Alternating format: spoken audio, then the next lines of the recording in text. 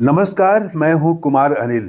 बिहार के राजगीर स्थित वीरायतन में साध्वी यशा जी और साध्वी साधना जी ने महात्मा गांधी द्वारा स्थापित हरिजन सेवक संघ के देश भर से आए प्रतिनिधियों को संबोधित किया और भगवान महावीर की मुख्य शिक्षा को बहुत ही सहज ढंग से लेकिन बहुत पावरफुली उन्होंने प्रस्तुत किया, जो आपके जीवन को बदल सकता है। बस इतना बता दूं कि हरिजन सेवक संघ की पटना में बैठक थी और उसके बाद सभी प्रतिनिधि वीरायतन पहुंचे थे।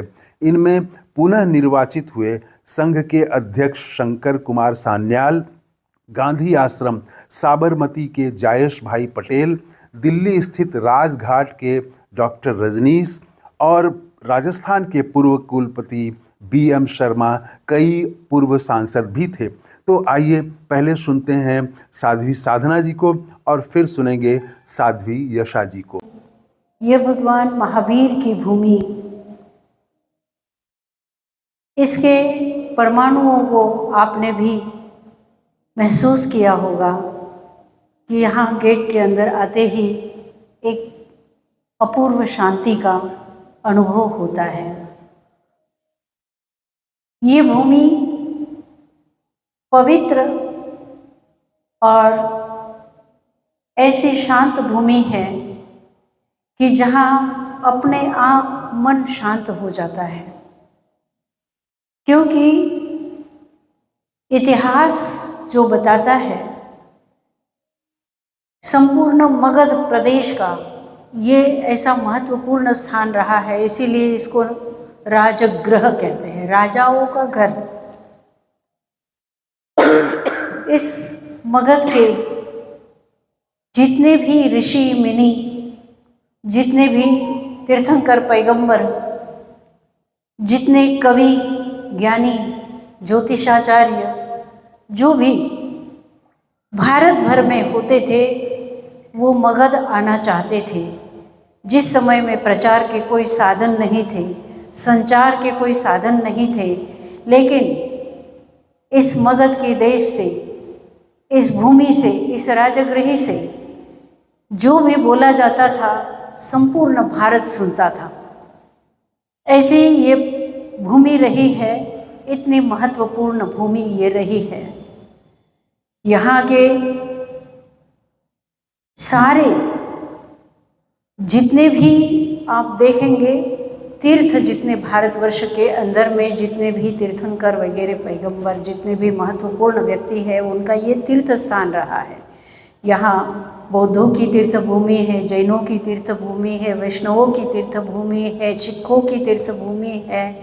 यहाँ कहते हैं कि ईसा भी आए हुए हैं, यहाँ सिखों का भी स्थान रहा है, मोहम्मद का भी स्थान रहा है। मतलब ये अंतर्राष्ट्रीय तीर्थ क्षेत्र है, इसलिए हर साल लाखों लाख लोग इस भूमि को मत्था टेकने के लिए आते हैं। ऐसी ये पवित्र भूमि है। इस भूमि पर आपका स्वागत है, सुस्वागत है। बहुत बहुत आप लोगों ने ये बहुत अच्छा किया कि आप इस भूमि का आशीर्वाद लेने के लिए आए हैं। आपका नेतृत्व बहुत आगे बढ़ाएगा इस संस्था को, ऐसा इस भूमि का आशीर्वाद आपके लिए दिया जा रहा है। ये भूमि ये ऐसे अमोघ आशीर्वाद देती है कि ऐसे बहुत सारे अनुभव है कि जिन्होंने भी इस भूमि का आशीर्वाद लिया है वो अपने जीवन में आगे बढ़े हैं, शिखरों को प्राप्त किया है। आपको इस भूमि के बहुत बहुत आशीर्वाद, आप सबको भी आशीर्वाद कि आप गांधी जी को जीवित रख सकें और जीवित रख सकेंगे। इतना ही नहीं, लेकिन गांधी जी के हर सिद्धांत को, गांधी जी की हर बात को आप पुनः रिवाइव करेंगे, पुनरुज्जीवित करेंगे, जो भुला दी गई है।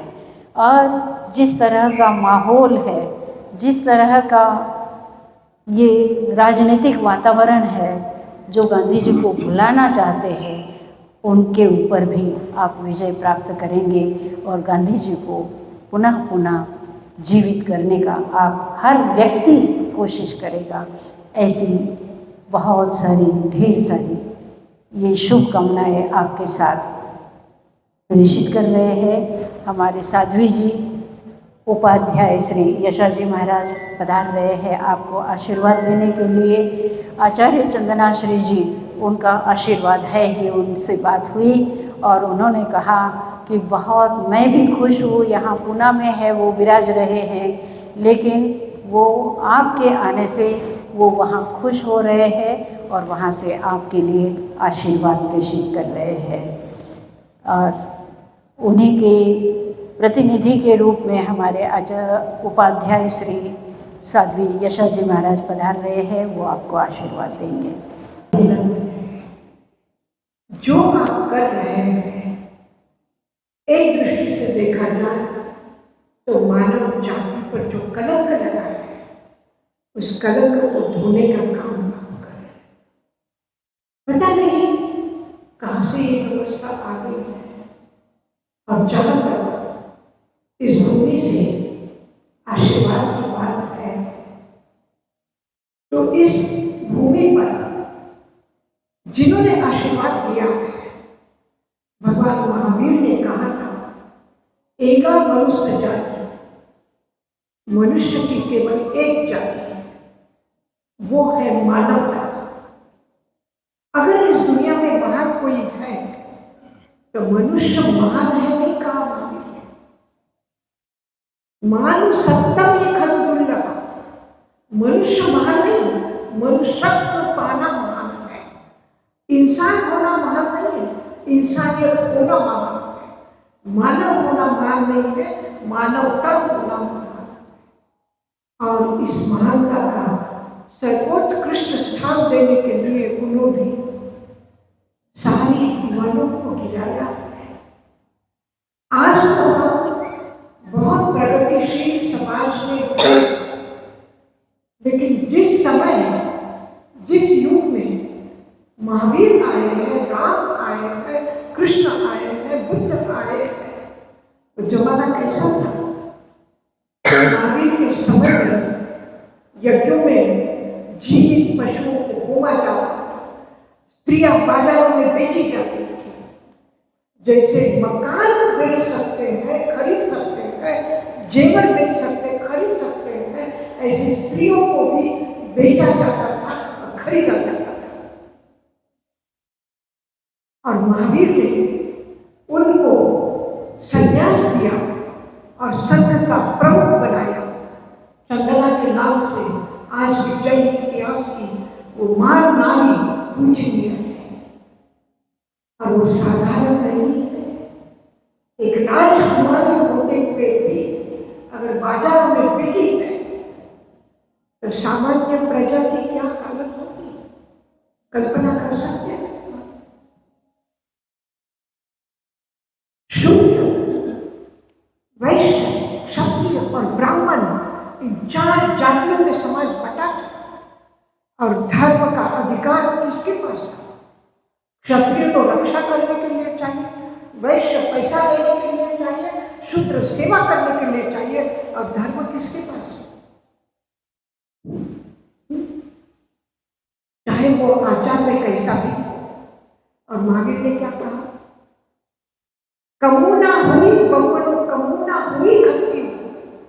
कर्म से ब्राह्मण होता है और कर्म से क्षत्रिय होता है, कर्म से वैश्य होता है और कर्म से शूद्र होता है। उन्होंने नहीं कहा जाति से कोई महान है, बल्कि कितनी जड़ें मिला दी इस जाति प्रथा की, इस वर्ण व्यवस्था की, आश्रम व्यवस्था की। उन्होंने सभी धर्म पुनर्जन्म को मानते हैं। महावीर ने कहा, तुम किसे नीच कहते हो, किसे शूद्र कहते हो? कभी आज अगर उच्च जाति में तुम हो तो कभी तुमने नीच जाति में भी जन्म लिया है, तो अपने आप को महान कैसे कह रहे हो? कभी शूद्र में भी जन्म लिया है तो अपने आप को श्रेष्ठ क्यों समझ रहे? नो ही ने, नो एलिट। अगर कोई शूद्र है तो उसको हीन मत समझो, और अगर कोई उच्च वर्णीय है तो उसको तुम अति विशिष्ट मत समझो, सब एक बराबर है और सबको प्रणाम करना भी एक जैसा है। नौकार मंत्र जिसने क्या कहा है, 5 पदों की नमस्कार किया है। नमो अरहंतानम, नमो सिद्धानम, नमो आयर्यानम, नमो वज्रायनम, नमो लोए समसामम। इसमें किसका नाम है? महावीर का नाम है, पार्श्वनाथ का नाम है, शांतिनाथ, किसका नाम है? किसी भगवान का नाम नहीं है। उनके श्रेष्ठ गुणों का अरहंत को नमस्कार है। जिसने साधना में सिद्धि प्राप्त कर ली उन सिद्धों को प्रणाम है, आचार्य को प्रणाम है, उपाध्याय को प्रणाम है और साधु को प्रणाम है। साधु को प्रणाम करना महत्वपूर्ण है कि अरहंत को प्रणाम करना महत्वपूर्ण है? किसको महत्वपूर्ण है? कहा अगर आप सच्चे भाव से साधु को प्रणाम करते हैं तो वो भगवान सबको प्रणाम करने से भी श्रेष्ठ आपका प्रणाम है, उसमें कोई फर्क नहीं पड़ेगा। आपके भावों पर, आपके अंतर विचारों पर, आपकी प्रज्ञा पर आपका सारा काम कर। महावीर को पूछा क्या करना अच्छा है? जानना अच्छा है कि सोना अच्छा है? सक्रिय होना अच्छा है कि निष्क्रिय होना अच्छा है? शक्तिशाली होना अच्छा है कि कमजोर होना अच्छा है? महावीर ने नहीं कहा कि क्षत्रियों का शक्तिशाली होना अच्छा है।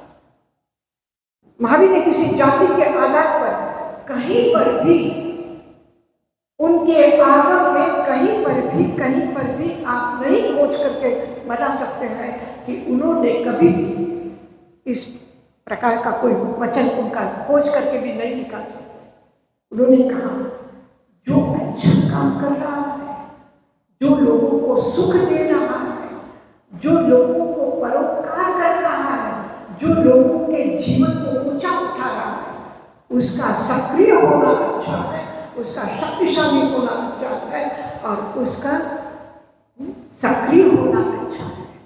और अगर इसके विपरीत अगर कोई किसी को रुलाता है, किसी को तकलीफ देता है, किसी को पीड़ा पहुंचाता है, किसी को नीच समझता है, तो ऐसे व्यक्ति का सोना ही अच्छा, कमजोर होना ही अच्छा, निष्क्रिय होना ही अच्छा। अगर इतनी बड़ी बात कह दे कोई तो इससे ज्यादा, और वही एक परंपरा का आदर्श लेकर के परम जो गुरुदेव ने आजादी की लड़ाई में शूद्रों की यहाँ पर जाकर के, अगर वो शाकाहारी परिवार है, इसका मतलब उसका आचार श्रेष्ठ है, तो उसके घर से आहार लिया है, उनके बस्ती में जाकर के रहे, कभी उन्होंने भेदभाव नहीं किया है। और वही आचार्य श्री चंदना जी की विरायतन में कभी किसी को न जाति पूछी है, न पंथ पूछा है, न धर्म पूछा है, न कोई वर्ण पूछा। सबका सम्मान, सबका आदर और सबके प्रति प्रेम और सबके लिए कोई न कोई अच्छा कर्म करने का विरायतन का ये है।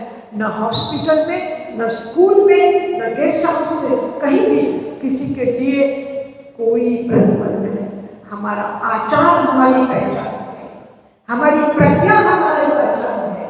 हमारी पहचान क्या है कि हम किसी को तकलीफ नहीं देते हैं, हम किसी को नीचा नहीं देखते हैं, हम किसी का अपमान नहीं करते हैं।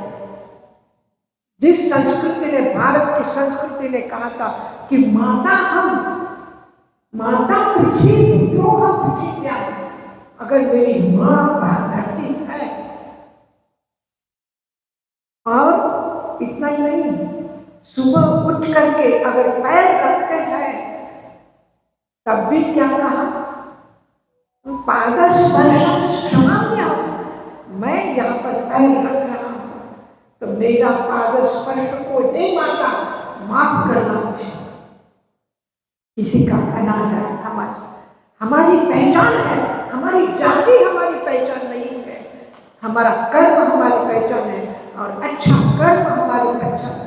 और आज विरायतन के माध्यम से हॉस्पिटल के माध्यम से लाखों लोगों की ट्रीटमेंट हुई है, लाखों लोगों की सर्जरी हुई है, और स्कूल के माध्यम से हजारों बच्चे अच्छे संस्कारों के साथ में आगे अच्छा एजुकेशन लेकर के बढ़ रहे हैं। आप कल्पना नहीं कर सकते। आईटेक यहाँ पर लगा हुआ था और टैंकों में मरीज सब भोजन करके सो रख के तैयारी में थे। आचार्य श्री चंद्रनाथ जी खुद जाकर के एक एक मरीज के पास में गए, उनको पूछा, उनकी देखी, सारी स्थिति को देखा। जिसके पास कंबल नहीं उसको कंबल उड़ाया, किसी का ध्यान दिन भर में नहीं गया था। एक महिला टेंट का कपड़ा लपेट करके बैठी हुई थी, उनका ध्यान गया। उन्होंने जाकर के उसको देखा तो उसके देह पर पूरे वस्त्र नहीं थे। उनके साथ में अपने यहाँ के कलकत्ता के सेक्रेटरी की पत्नी थी, उसको कहा जा तू अपने कपड़े लेकर के आओ, और वो कपड़े ला करके उसको पहनाए अपने हाथ से, उसको ला करके भोजन अपने हाथ से कराया। और वो बहन कह रही है, माता जी मुझे मत छुओ, अगर आप मुझे छुओगे तो आपको पाप लगेगा।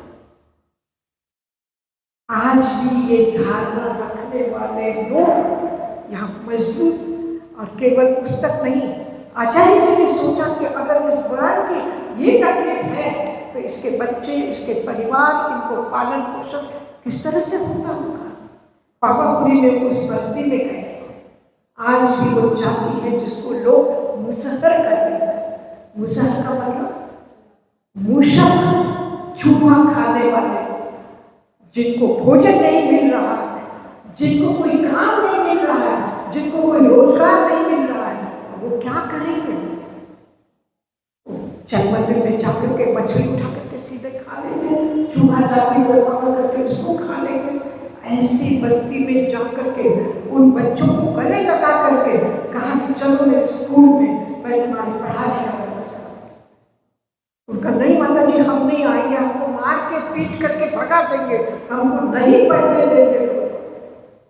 बोले माता जी मैं हूँ ना। बोले माता जी आप जब नहीं होंगे तब हमको सब लोग मार देंगे, पीट देंगे।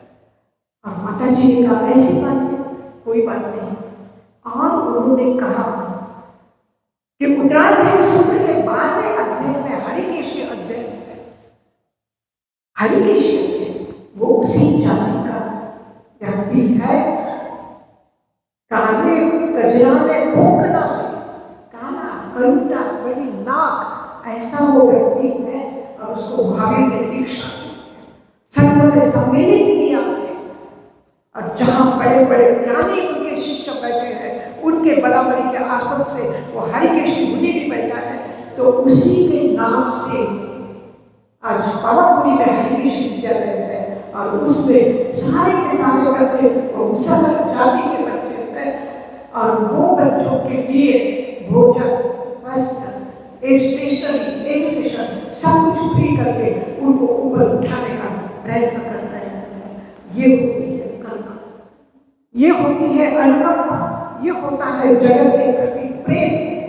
तो हमारा प्रेम हमारे व्यवहार में आना चाहिए, चाहे वो किसी भी जाति का व्यक्ति हो, लेकिन हम किसी का अनादर नहीं करेंगे, हम सबका सम्मान करेंगे।